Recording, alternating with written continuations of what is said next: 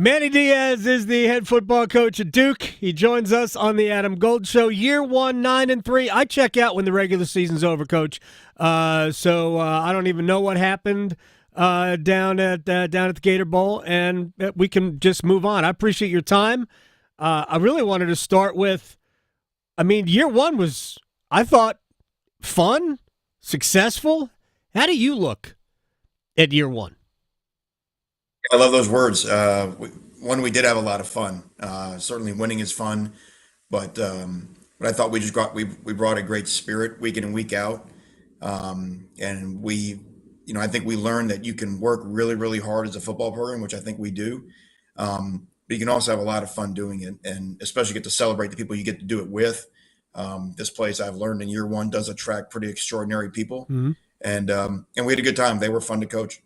When you look back on the year, first of all, let me just ask you to describe, you used the term spirit, but I want you to describe the best quality of the group you just let go, because it's always a new group. Even if you bring everybody back, it's a new group. So how would you describe the group you just coached? Resilience. We say it all the time. Someone's got to lead the nation in mental toughness. And you look at the games that we played this year, whether that was, coming from 20 points down to win the victory bell, even before that, going on the road to Northwestern, Yeah. gutting out that win in overtime. I thought that was huge for us. I don't know, 3 or 4 double-digit comebacks throughout the course of the year, and did a great job winning close games, which, we mentioned all off season. College football now is about who can win the close one. It's so much more like the National Football League than it's ever been. The parity is stronger than it's ever been, and so you better be able to hold your nerve and find a way to close people out in the fourth quarter. Manny Diaz is joining us here in the Adam Gold Show. I'm curious about this because I remember where I was when I was watching that. I was out of town, but I watched the Northwestern win and the amount of comeback and the overtime, all of that stuff.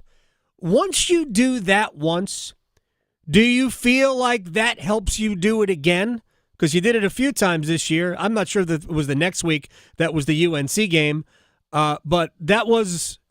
It's hard to say you had, it was a beat 'em down, but that second half was so utterly one-sided. But I'm curious, is there a carryover effect when you do something like that? There certainly is, right?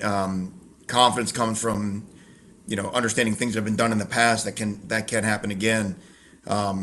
But you have to practice that even beforehand. In training camp, you have to find ways to put people under pressure, being behind, and we scrimmage that way. We have a couple of scrimmages where we put ourselves down a large deficit to learn, that you can't score 20 points on one play. Right.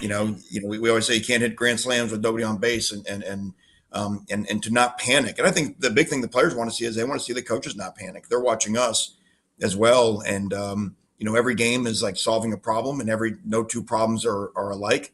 But once you know that you've got that ability to come from behind, you're never out of the game. Manny Diaz is joining us here on the Adam Gold Show. All right, so last year, we're all excited. You bring in Malik Murphy. Then he hits the portal.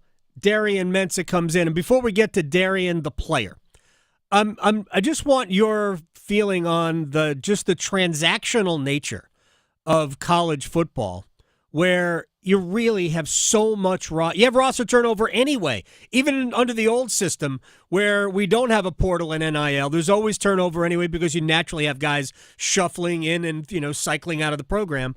But it's gotten obviously even more so now. What are your thoughts on the way it is to build a roster? It's tricky, and you still have to navigate it and do what's best for your school and for your program. You want to be a program where the players want to be in your program. We are one of the fewest, we're one of the lowest in terms of portal exits, Right. of anybody in the country right now. And I think that's because there's an attraction to being at Duke that's beyond what happens on Saturdays in the fall. But we're really excited about Darian. Malik did amazing things for our program in the time that he was here. And now it's Darian's turn, and he's got a chance to push us even further. How did that recruitment go? I mean, that seemed like it didn't take very long. He all of a sudden his name's in the portal and then his name's out of the portal. I don't even know how that works. I have this Harry Potter thing, going through my head, but how does that work? It's speed dating. You see it all across the country. Man. We're all forced to make really, really fast decisions. I mean, I remember, it's less high profile, but I think Kendi Charles, our D tackle last year from Liberty, I think that was a 3-day turnaround from when we first knew about Kendi to when he was coming to Duke. So you've got to make quick decisions. When a name goes in the portal, you got to be quick because everybody else is trying to do the same thing. And especially at positions like quarterback, they know that everybody has one, and it's a quick musical chairs. So they've got a lot of incentive to try to find a place quickly. And we were very fortunate to land a first visit that ended up being the visit. And then once you get on our campus and get around our players, there's just a lot to love about what's going on here at Duke. Manny Diaz is joining us here on the Adam Gold Show. Does that basically mean that whether it's you, but somebody has to be aware of the players in the system who are currently playing? You got to be aware about everybody playing in 2025 because when the season is over and the portal opens up, you got to know about those players. I mean, that's got to be an arduous task. Well, I do know from colleagues in the profession, there are people who have staffs that they just evaluate every player with the ability that if they do go in the portal, they already have an eval on. And we're not built like that. We don't have the manpower Right. here at Duke to pull all that off. But when certainly somebody who had a resume like, Doeren, when they hit the portal, you're going to get a quick eval on him and decide if that's a guy that would fit us. It's easier for a quarterback or a running back or a wide receiver, but man, if a guard hits, it's tougher to find highlight tapes of somebody's left guard. Manny Diaz is joining us here. Do you have thoughts on how to make the portal better? How to streamline it? Because the portal's open now, but the portal's open again later, and then if a coach leaves, all of those players are available again. Do you have any thoughts on how to make this process better?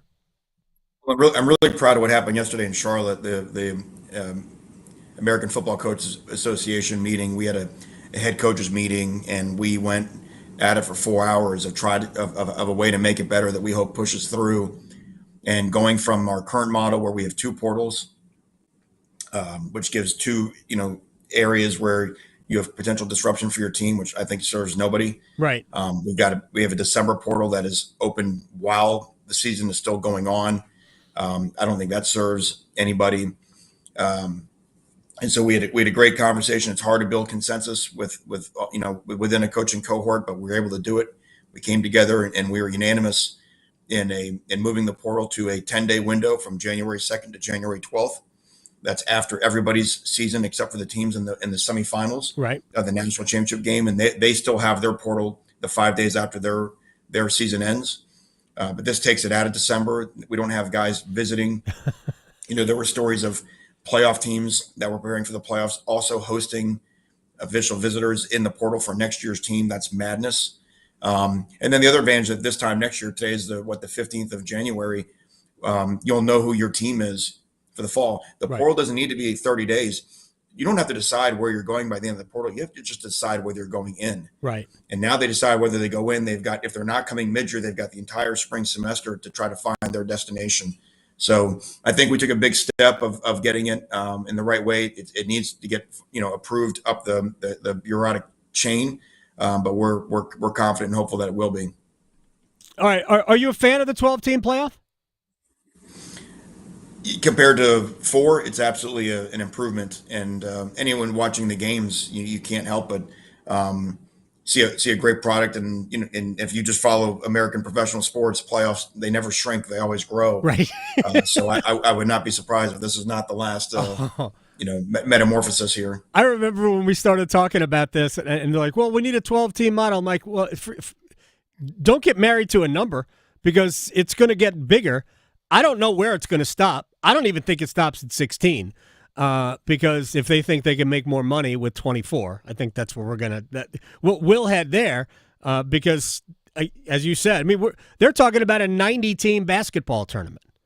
I mean, it's just FCS has had 24 for a long yeah. time, and has been able to make it work. And I think the more teams that get brought into the idea of, having a shot, what that does for the final weekend of the regular season, the final weekends of the regular season, and no different than us, where we were, sort of on the fringe of the top 25 all Mm. season, where you got a chance to get in there, and that's a big deal. You can say whatever you want to. A more inclusive playoff is better for the future of the game, because I just think we're getting away from the idea of just only being two or three teams, and I don't think people are recognizing the game's changing in front of our eyes, and the era of parity is going to come upon us, and there's going to be a lot more.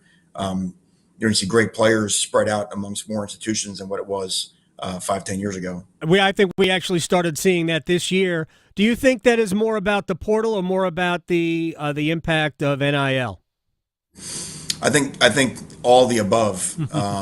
Yeah. I mean, I said the guy that won our Heisman signed with Jackson State at a high school and transferred to Colorado, who was 0-12 when he got there. And I think the players are starting to understand that in the past they felt like the brand had to make the player. And now that's not really the case anymore. The player can help make the brand, and they can help make each other. So I think that's here to stay, and I think people will have a hard time understanding that because they get used to old narratives, and I think that's all going to change. A couple of more things, and then we'll let Manny Diaz go. First of all, I don't know how much Duke basketball you've been able to take in.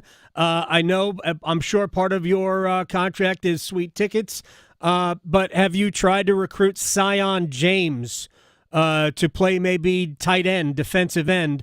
That guy is put together. Yeah, he looks like he wouldn't be out of place on a football field. So yeah, they're fun to watch. And again, I'm the head football coach, but my background is in defense, and watching the way that team, that John Shard does a great job of getting a lot of great players to be very unselfish and to play great defenses. As any coach, you would have to applaud that. Is there a correlation between how you go about defending in basketball that you could apply to the football field? Oh, absolutely, absolutely. I mean, sports is a game of percentages, and you're trying to make people in basketball, force them to the least lowest percentage shot as possible, and that's what any great defense is trying to do, right? The old adage, make them beat you left-handed, right? So anytime you're playing an offense, you're trying to make that offense beat you left-handed, take away, their strong hand, and make them do things that are very, very hard to do. And if you look at our completion percentage against and our numbers that we did defensively this year, that's a big part of that. It's funny. The first time I heard that phrase, we used to have weekly sessions with Steve Logan, former coach at East Carolina. It's like, we're going to make him try and beat us left-handed. I'm like, all right. I have two more things for you, because you alluded to the fact that you guys were on the fringe of the top 25. To not have finished in the top 25 of the regular season, to me, was ridiculous. I think you guys proved, how close. Probably should have won the SMU game, right? But I remember having conversations with Dave Harding about Duke and the college football playoff. Do you think, had you won that SMU game, and I know it's hypothetical and you never know what happens after that, do you think what Indiana did, and you guys played a much better non-conference schedule than Indiana, but what Indiana did is a blueprint for something that you could be capable of doing, and Duke could put themselves in that position? Yeah, a couple of things to respond to that. One, the most important thing is our players absolutely believe that they should have been in the college football playoff, and that's important. That as great as winning 9 regular season games at Duke, and as infrequently as that's happened, that our guys were disappointed because they saw SMU in that game and they know that they let that one get away. I think the Indiana blueprint is not exactly us, because we're never going to be a team that is going to win with the influx of transfers Right. the way that they did. Right. But I think our superpower is the fact that we can retain our guys. We can develop our guys because they want to be here for the time it takes to get a college degree from Duke, and then use the portal the way we have to really just put some key pieces in place to get us over the top. So yeah, our mindset is that we believe that the college football playoff is where we should end up every year, and then we work towards that, knowing that there's a lot of teams right now that have their eyes on the same prize. All right, final thing for you. I need your first thought when Bill Belichick was hired as the University of North Carolina head coach. Yeah, good. Good to have him in the neighborhood. Coach Belichick and I have had a good relationship. I've gone up to New England three times, I think, in the last 6 years to spend some time up there with them. One of our coaches on our staff worked there the last couple of years. And look, anything that highlights the Duke Carolina rivalry game is good for both schools. It's good for the ACC. But we expect that game, no matter who. You know how long I've been in the Triangle and been in the league. Yeah. No matter who's coaching at that school, we expect that to be a tight game, a great game, a game that comes down to the fourth quarter, and we work towards. Like I said, we don't really pay a lot of attention as to who's there or whatever, because our standard shouldn't be affected by who they line up with, and so our standard every day should be designed to beat the University of North Carolina, regardless of who's in uniform or who's on the sideline. Manny Diaz, I thank you very much for your time. We'll talk again as we get closer to the spring game, and then hope you have a good summer. But we'll check in again. My pleasure, Adam. Thank you.